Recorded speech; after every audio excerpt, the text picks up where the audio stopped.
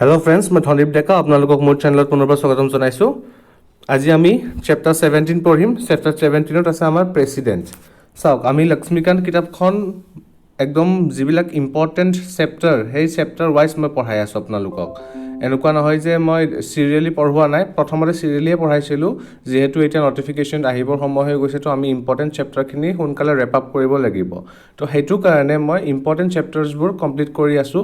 ঠিক তেনেদৰে parliament complete কৰিলোঁ, ষ্টেট লেজিসলেচাৰ কমপ্লিট কৰিলোঁ, আৰু কমেও 10-15টামান ইম্পৰ্টেণ্ট চেপ্টাৰ আছে। যিহেতু কিতাপখনতো বহুত চেপ্টাৰ আছে, কিন্তু আৰু 10টামান ইম্পৰ্টেণ্ট চেপ্টাৰ আছে। সেই 10টামান পঢ়াৰ পিছত বাকী যিবিলাক চেপ্টাৰ আছে সেইবিলাক আমাৰ বহুত সোনকালে কমপ্লিট হৈ যাব।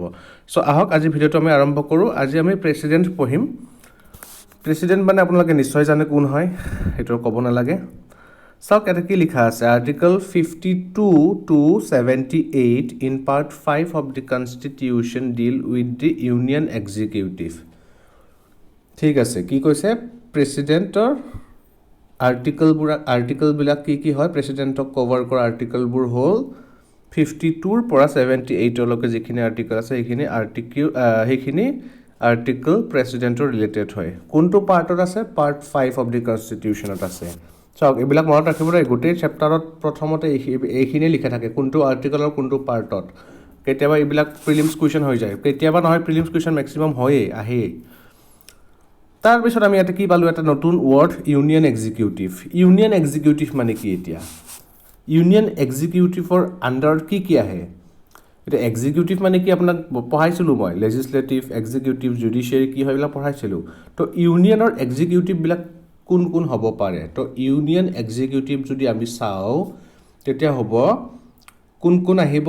Union executive is comprises into president, প্ৰথমতে প্ৰেচিডেণ্ট আহিব, তাৰপিছত আহিব ভাইচ প্ৰেচিডেণ্ট, মনত ৰাখক, তাৰপিছত আহিব প্ৰাইম মিনিষ্টাৰ, তাৰপিছত আহিব কাউন্সিল অফ মিনিষ্টাৰ, আৰু আহিব কোন? Attorney general of India. বুজি পালে? কোন আহিব? President, vice president, prime minister, council of minister and attorney general of India. এই 5টা টাইপছ মিলি ইউনিয়ন এক্সিকিউটিভ হয়। ঠিক তেনেধৰণে ষ্টেট এক্সিকিউটিভ বুলিও আছে। ষ্টেট এক্সিকিউটিভত কোন থাকিব? তাত থাকিব আমাৰ গভৰ্ণৰ। যিহেতু ভাইচ গভৰ্ণৰ নাথাকে সেইটো কাৰণে অনলি গভৰ্ণৰ থাকিব। তাৰপিছত থাকিব চিফ মিনিষ্টাৰ, তাৰপিছত থাকিব কাউন্সিল অফ মিনিষ্টাৰ্ছ, তাৰপিছত থাকিব advocate general of state, advocate general of the state, attorney general ইউনিয়নৰ ক্ষেত্ৰত, এডভোকেট জেনেৰেল ষ্টেটৰ ক্ষেত্ৰত। বুজি পালে ইউনিয়ন এক্সিকিউটিভ মানে কি? ইয়াতে লিখিও দিছে, মই এনেই ইমান বকিলোঁ, মই এইখিনি চোৱাই নাছিলোঁ। ইয়াত লিখি দিছে, union executive কনজিষ্ট of president, vice president, prime minister, council of minister, attorney general of India. President কোন হয়? Head of the Indian state. মনত ৰাখক, who is the head of the Indian state? The answer will be president. মনত ৰাখক। Next, he is the first citizen of India. আমাৰ যে census হয়, last census কেতিয়া হৈছিল? 2011ত হ'ব, 2011ত হৈছিলে। নেক্সট এতিয়া 2021ত হ'ব লাগিছিলে, কিন্তু এতিয়ালৈকে চেঞ্চাছ ওলোৱা নাই।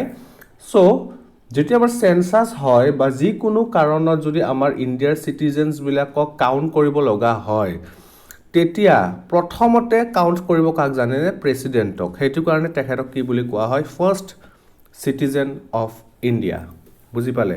প্ৰথমতে কাক কাউণ্ট কৰিব? প্ৰেচিডেণ্টক। তাৰপিছত কাউণ্ট কৰিব প্ৰেচিডেণ্টৰ ফেমিলিক। বুজি পালে? এনেকুৱা নহয় যে প্ৰেচিডেণ্টৰ পিছত ডাইৰেক্ট আম মানুহবিলাকক বা নৰ্মেল মানুহবিলাকক কাউণ্ট কৰিব, এনেকুৱা নহয়। প্ৰেচিডেণ্টৰ পিছত প্ৰেচিডেণ্টৰ ফেমিলিক কাউণ্ট কৰিব, তাৰপিছতহে বেলেগ মানুহবিলাক বা বেলেগ এক্সিকিউটিভ হওক, যিকোনো ক্ষেত্ৰত যিমান মানুহ আছে তাৰপিছত কাউণ্ট কৰিব। He acts as a symbol of unity, integrity and solidarity of the nation. এইটো মনত ৰাখক।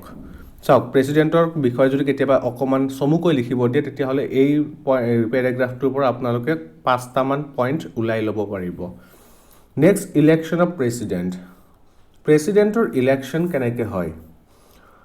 Election of president is the president is elected not directly by the people but by member of electoral college consisting of, directly elect নহয়, যেনেকৈ আমাৰ prime minister নহয়, আমাৰ MP MLA সকলৰ কাৰণে যেনেকৈ ডাইৰেক্ট ইলেকশ্যন হয়, প্ৰেচিডেণ্টৰ কাৰণে তেনেকৈ ডাইৰেক্ট ইলেকশ্যন নহয়। তেওঁৰ ইলেকশ্যনৰ পদ্ধতি হ'ল ইনডাইৰেক্ট ইলেকশ্যন আৰু সেই ইনডাইৰেক্ট ইলেকশ্যনত কোনে কোনে পাৰ্টিচিপেট কৰে elected member of both the house of parliament মানে কি Lok Sabha and Rajya Sabha elected member of legislative assembly of the state মনত ৰাখক কি কৈছে legislative assembly not legislative council পাৰ্লিয়ামেণ্টৰ ক্ষেত্ৰত লোকসভা ৰাজ্যসভাৰ মেম্বাৰসকলে পাৰ্টিচিপেট কৰিব ষ্টেট লেজিছলেটিভ এছেম্বলি পাৰ্টিচিপেট কৰিব আৰু elected member of legislative assembly of UTs of Delhi and Puducherry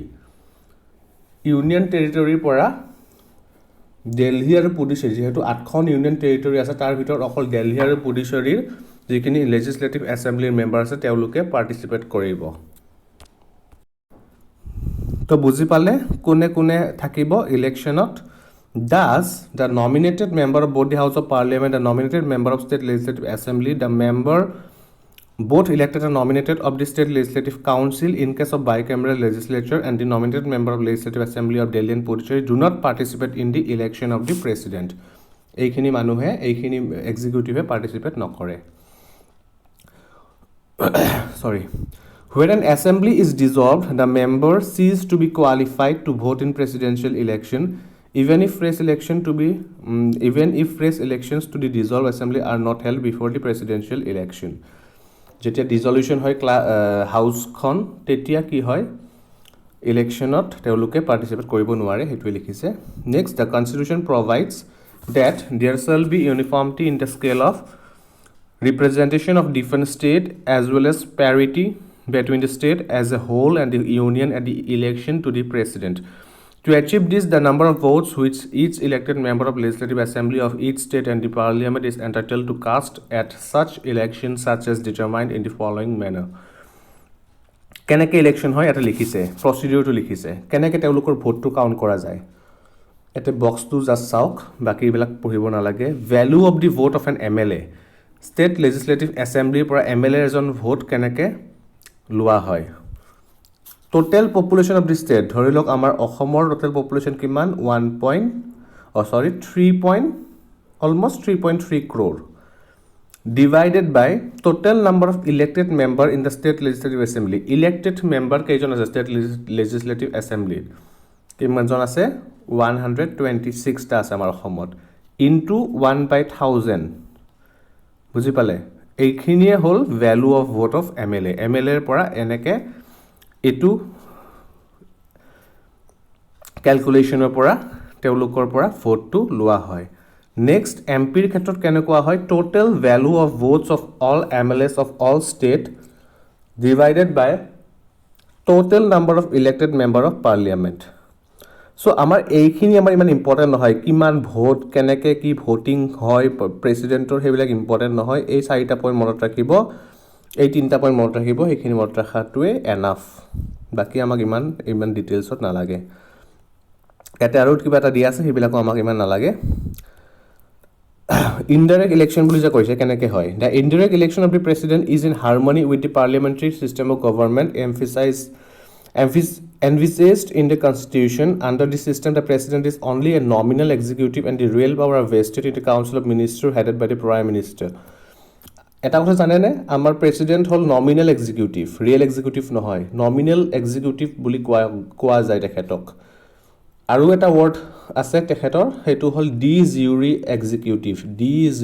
executive মনত ৰাখক who is the de jure executive of India কেতিয়াবা সুধিলে আপোনালোকে এনসাৰ লিখিব লাগিব president who is the nominal executive of India কি লিখিব প্ৰেসিডেন্ট কেতিয়াবা সুধিব পাৰে ডি ফ্যাক্টো এক্সিকিউটিভ কোন হয় ডি ফ্যাক্টো এক্সিকিউটিভ হল প্ৰাইম মিনিষ্টাৰ আৰু তেখেতক ৰিয়েল এক্সিকিউটিভ বুলি কোৱা হয় প্ৰাইম মিনিষ্টাৰক বুজি পালে ডি জুৰি আৰু ডি ফ্যাক্টো ৰিয়েল আৰু নমিনাল এইখিনি আপোনালোকে ক্লিয়াৰ কৰি ল'ব direct election of the president would have been very costly and time and energy consuming due to vast size of electorate so যেহেতু আমাৰ প্ৰেসিডেন্ট জাস্ট এটা নমিনাল এক্সিকিউটিভ ৰিয়েল এক্সিকিউটিভ নহয় তো নমিনাল এক্সিকিউটিভ হিকাৰণে তেওঁৰ ইলেকশ্যনটো ইমান ইউনিভাৰ্সাল adult ফ্ৰেঞ্চাইজিৰ হিচাপত আমাৰ গোটেই মানুহে ভোট নেদে ভোট নিদিয়ে বুজি পালে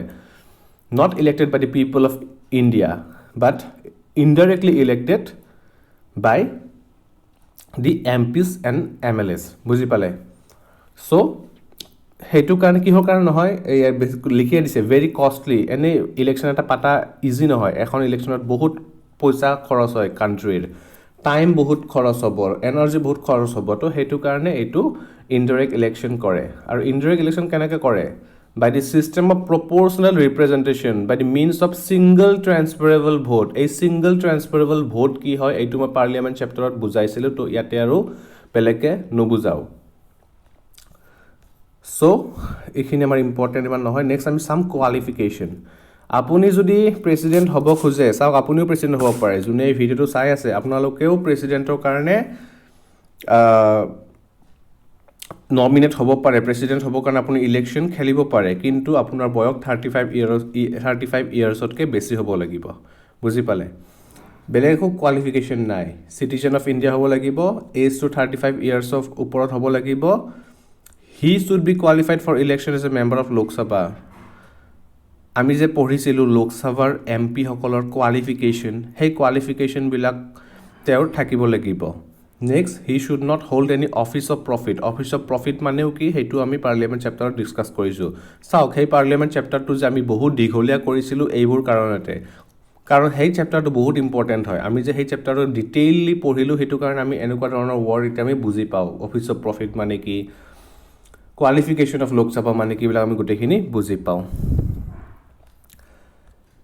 বুজি পালে এইখিনি তেওঁলোকৰ প্ৰেচিডেণ্টৰ qualification a sitting president or vice president of the union the governor of any state and a minister of union or any state is not deemed to hold any office of profit and has qualified in the presidential candidate vice president কেনেকৈ election হয় জানেনে vice প্ৰেচিডেণ্টৰ চেপ্টাৰত আমি পঢ়িম এইটো এতিয়া আপোনালোকে জানিব নালাগে দিয়ক চৰি just a fun fact vice প্ৰেচিডেণ্টৰ ইলেকশ্যনো তেনেকৈ হয় আৰু ভাইচ প্ৰেচিডেণ্ট কোন হয় নিশ্চয় জানে ৰাজ্যসভাৰ যোনজন চেয়াৰমেন তেওঁ এক্স অফিচিয়েল চেয়াৰমেন অফ ৰাজ্যসভাক vice president ex official chairman of Rajya Sabha আৰু ভাইচ প্ৰেচিডেণ্ট একে এজন মানুহে হয় তেওঁক ভাইচ প্ৰেচিডেণ্ট হিচাপেও জনা যায় আৰু এক্স অফিচিয়েল চেয়াৰমেন হিচাপেও জনা যায় ৰাজ্যসভাৰ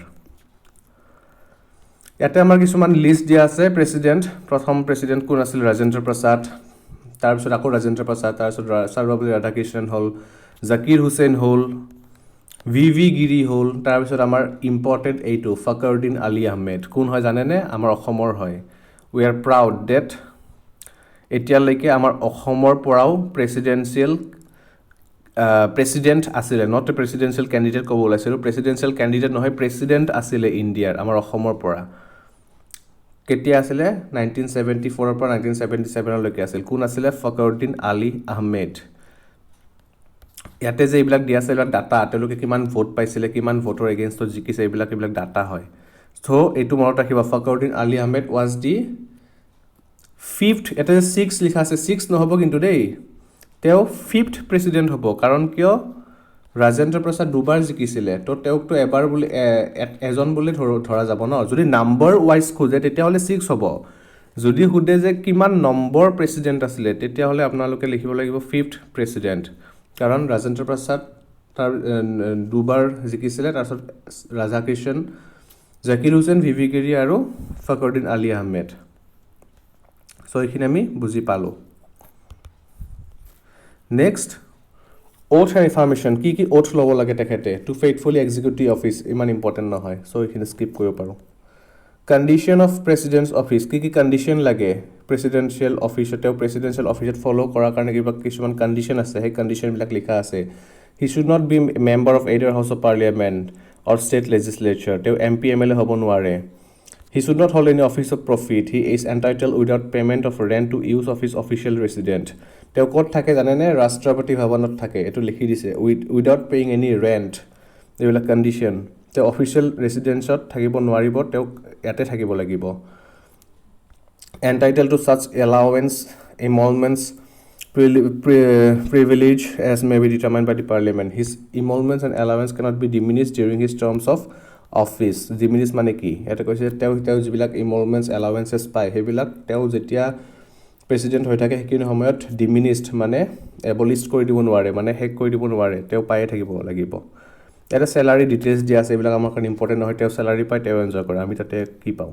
চ' আমি পঢ়ি তাতে লাভ নাই। So' term, impeachment and vacancy.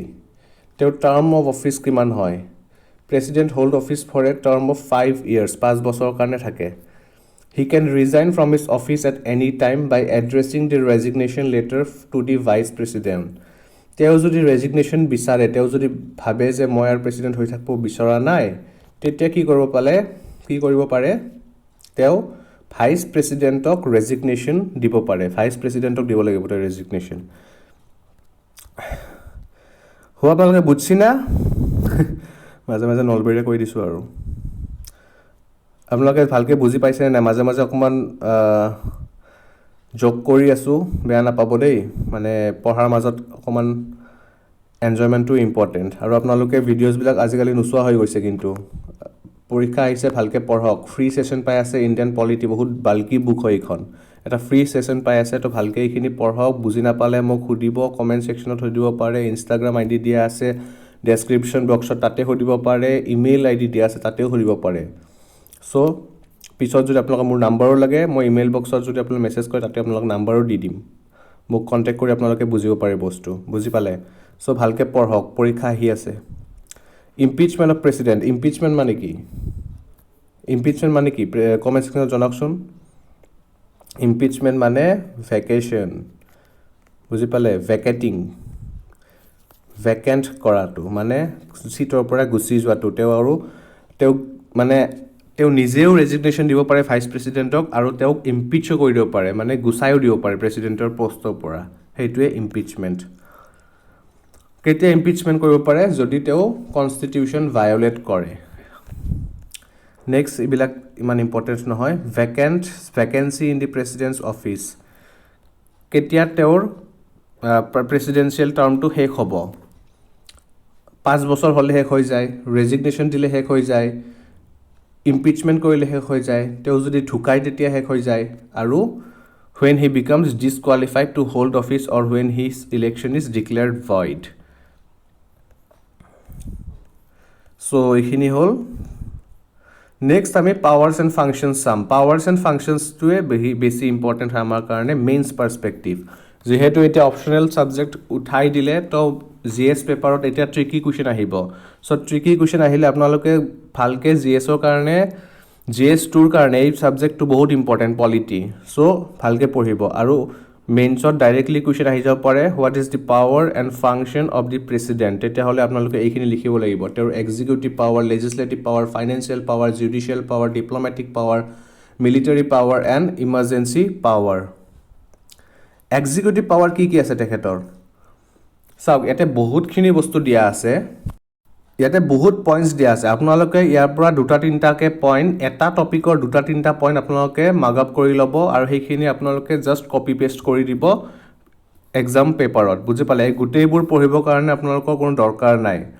আপোনালোক যদি সোধে পাৱাৰ্ছ এণ্ড ফাংচন, ইয়াতে কিমানটা দিয়া আছে? অলম'ষ্ট 10টা, 11টা, 12টা দিয়া আছে এক্সিকিউটিভ পাৱাৰত। তো 12টাৰ ভিতৰত 5টা আপোনালোকে পঢ়ক, 5টা ধুনীয়াকৈ পঢ়ক, ডাইৰেক্ট কপি পেষ্ট কৰি আহিব, যি পঢ়িছে আপোনালোকে মাৰ্কছ পাব। আৰু সেইখিনিয়ে পঢ়ক, ইমান 12টা পঢ়িব দৰকাৰ নাই, কাৰণ আপোনালোকে PhD কৰিব ওলোৱা নাই, পলিটিৰ কাৰণে এক্সাম পাছ কৰিবৰ কাৰণে পঢ়ি আছে।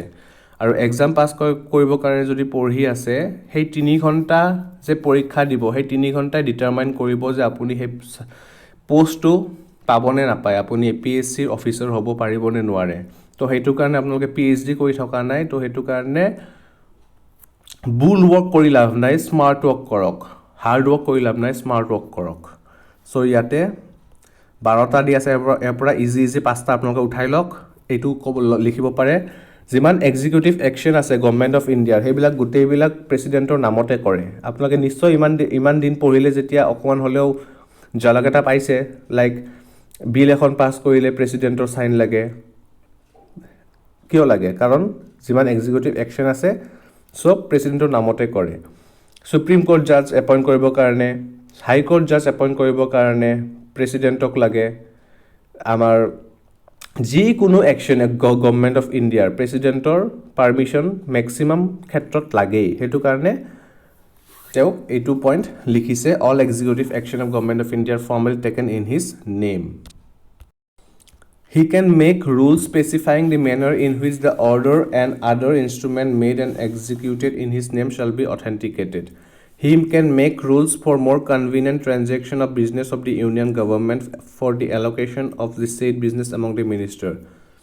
এই দুটা পইণ্ট অলপ ট্ৰিকি নপঢ়িলেও হ'ব 1 নম্বৰটো পঢ়ক আৰু 4 নম্বৰটো চাওক ই এপইণ্টছ দি প্ৰাইম মিনিষ্টাৰ এণ্ড দি আদাৰ মিনিষ্টাৰ চাওক এইটো পঢ়ক ফাৰ্ষ্টটো পঢ়ক তাৰপিছত ডি নম্বৰ পইণ্টটো পঢ়ক ই নম্বৰত আছে appoints attorney general of India determines his remuneration he appoints the controller and auditor general of India চাওক কণ্ট্ৰলাৰ এণ্ড অডিটৰ জেনেৰেলক তেওঁ এপইণ্ট কৰে চিফ ইলেকশ্যন কমিশ্যনাৰক এপইণ্ট কৰে ইলেকশ্যন কমিশ্যনাৰক এপইণ্ট কৰে চেয়াৰমেন এণ্ড মেম্বাৰ অফ UPSCক তেওঁ এপইণ্ট কৰে governor of state chairman and member of finance কমিশ্যনক তেওঁ এপইণ্ট কৰে তো এইখিনি পইণ্ট আপোনালোকে পঢ়ক বাকী ইমান পঢ়িব নালাগে চ' ইয়াতে বহুতখিনি বস্তু দিয়া আছে ইমানখিনি আমাক নালাগে বাকী যিখিনি আপোনালোকে পঢ়িব পাৰে সেইখিনি পঢ়ি আপোনালোকে লিখিব লেজিছলেটিভ পাৱাৰ কেনেকুৱা ধৰণৰ লেজিছলেটিভ পাৱাৰ আমি পঢ়িছিলোঁ নাই ছামানিং প্ৰৰগেশ্যন এইবিলাক মনত আছেনে ছামানিং প্ৰৰগেশ্যন এইবিলাক ক্ষেত্ৰত মশ্যন অফ থেংকছ সেইবিলাক হ'ল তেওঁৰ লেজিছলেটিভ পাৱাৰ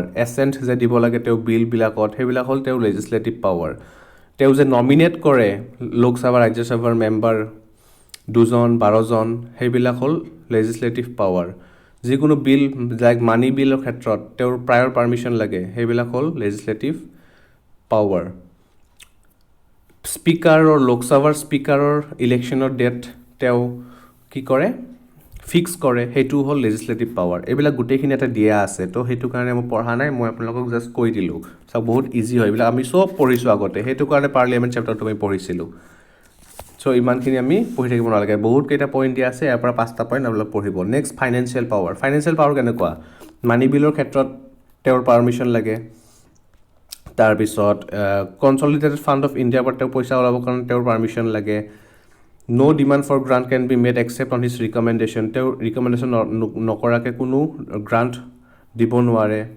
চ' এইবিলাক হ'ল ফাইনেন্সিয়েল পাৱাৰ জুডিচিয়েল পাৱাৰ কিছুমান আছে এপইণ্ট চিফ জাষ্টিছ এণ্ড জাজ of supreme court and high court he can seek advice from the supreme court on any question of law or fact however the advice tendered by the supreme court is not binding by the president He can grant pardon, reprieve, respite, remission, punishment and suspend, remit, commute এইবিলাক তেওঁ কৰিব পাৰে আৰু এইবিলাকৰ meaning এইটো চেপ্টাৰতে পঢ়িম চিন্তা নকৰিব মই বুজাই দিম ডিপ্ল'মেটিক পাৱাৰ কিছুমান আছে president has some diplomatic power like কেনেকুৱা যিবিলাক ইণ্টাৰনেশ্যনেল ট্ৰিটিজ হয় এগ্ৰিমেণ্ট হয় সেইবিলাক নিগ'চিয়েট যেতিয়া কৰে নিগ'চিয়েট কৰি কাৰ নামত নিগ'চিয়েট কৰে সেইবিলাকো কৰে প্ৰেচিডেণ্টৰ নামতে ডিপ্ল'মেটিক ৰিলেশ্যন ইণ্টাৰনেশ্যনেল এইটো ইণ্টাৰনেশ্যনেল যিবিলাক কাণ্ট্ৰি আছে সেই কাণ্ট্ৰিবিলাকৰ লগত আমাৰ এটা ডিপ্ল'মেটিক ৰিলেশ্যন থাকিব লাগেতো যিকোনো হওক ইকনমিক ক্ষেত্ৰত হওক পলিটি ক্ষেত্ৰত হওক আমাৰ এটা ৰিলেশ্যন থাকিব লাগিব তো সেই ৰিলেশ্যনটোৰ